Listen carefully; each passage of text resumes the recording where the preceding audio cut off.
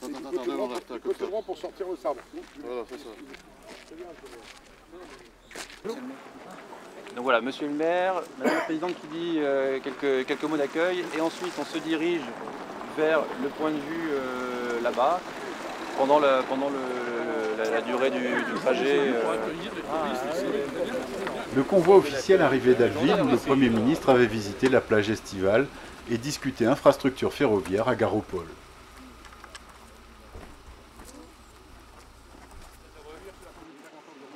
Merci beaucoup. Très heureuse de te recevoir sur les terres. Avant, ça va pour toi. On s'est vu ce matin. Comment ça va? La halte au Marcanterre avait pour objectif de fêter les 40 ans du Conservatoire du Littoral, propriétaire des terrains sur lesquels est implanté le parc ornithologique, géré par le syndicat mixte Baie de Somme Grand Littoral Picard. Ah, c'est pas lui non plus. Regarde, c'est lui là. Regarde, il est là, il est là. Salut bonhomme. Bonjour, c'est pas vous bonhomme. Hein. Voilà. Voilà, il lui a dit bonjour. Vous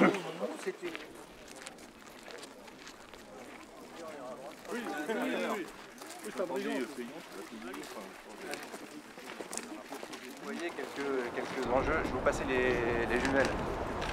Vous voyez peut-être un paquet blanc là-bas, tout au bout, ce sont des spatules. Les spatules, alors c'est un oiseau très particulier avec un long bec en forme de cuillère qui est un peu symbolique du parc du Marcanterre. J'ai eu de la chance avec les cigognes noirs qui sont passés pour le D'un point de vue à l'autre, le Premier ministre a découvert un panorama unique, rencontré les guides nature, observé les cigognes et relâché une hirondelle fraîchement baguée.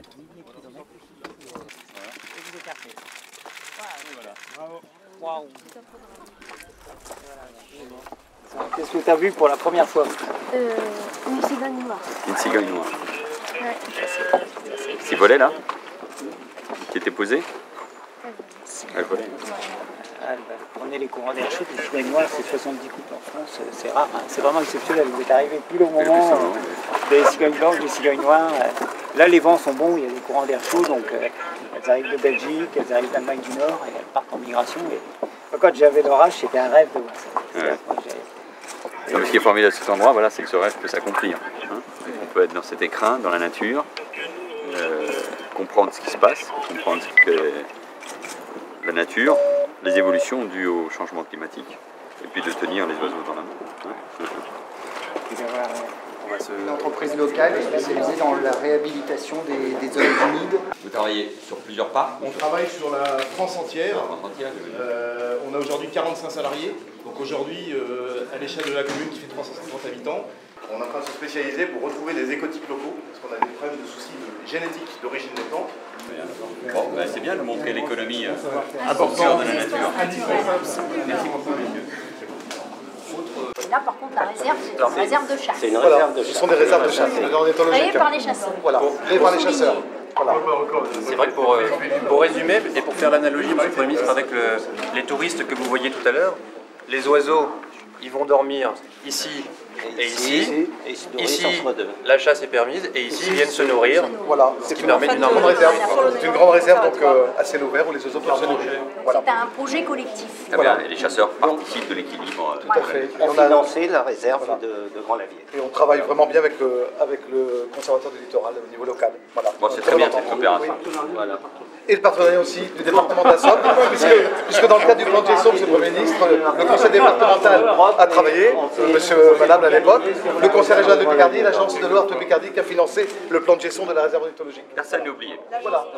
Un peu plus loin, dans le pavillon du parc, il avait rendez-vous avec des acteurs locaux, un aperçu de la manière dont ici, sur cette terre, l'activité des hommes a été et est toujours intimement liée à la nature.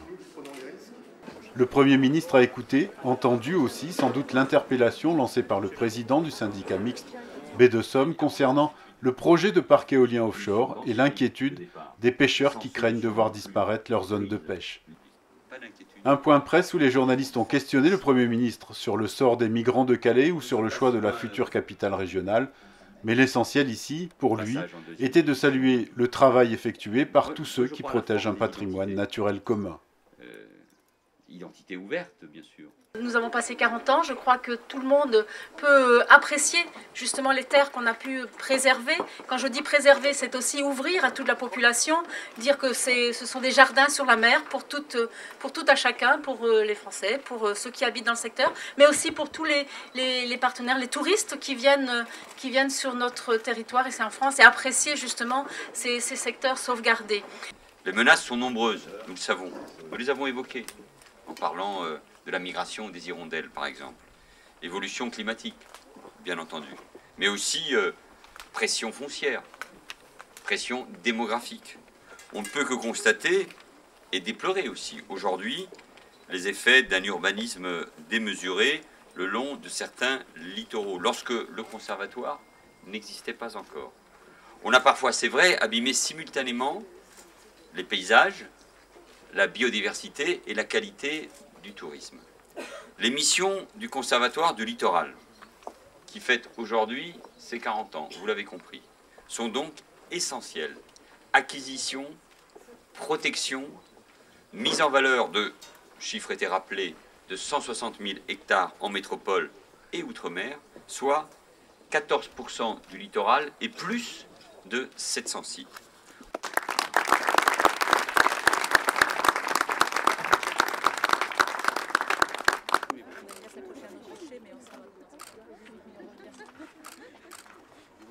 Voilà. Merci à tous.